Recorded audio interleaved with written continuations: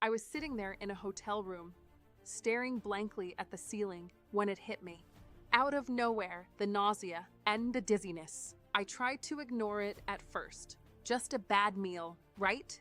But when I stood up and felt like the room was spinning, I knew this was more than just a stomach bug. I had been traveling alone, far from home. I thought I had everything figured out. I had my flights, my plans, and a solid list of things to do while I was exploring a new city. But no one tells you what to do when your health falls apart in the middle of a trip. I remember the moment I realized how serious it was.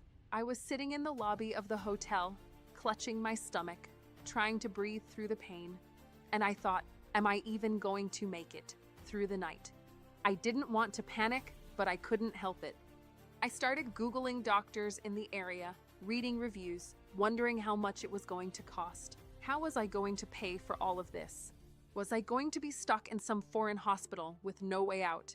My mind was racing, and the uncertainty was suffocating. And then, thankfully, I remembered. I had bought travel insurance. I know. Travel insurance doesn't exactly sound like the most exciting thing to buy when you're planning a vacation. It's one of those just-in-case things that always feels like an afterthought. But that night, it felt like a lifesaver. I called the emergency number I'd saved in my phone, and within minutes, I was speaking with someone who actually cared. They connected me to a local hospital, coordinated my transport, and made sure I was getting the right care. I couldn't believe it. It was like someone had a safety net under me. I wasn't alone in this foreign place, trying to figure out what to do next. I was taken care of.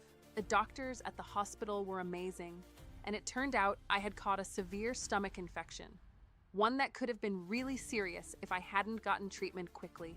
But I wasn't just relieved that I got the care I needed. I was also shocked at how smooth the whole process was. No unexpected dills, no fighting with insurance or paperwork.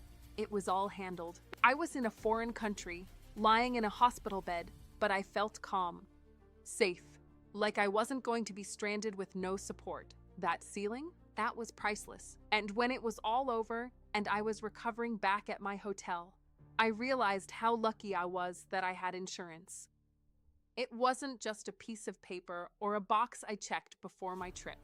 It was a real safety net when I needed it the most. The crazy thing is, I almost didn't get it.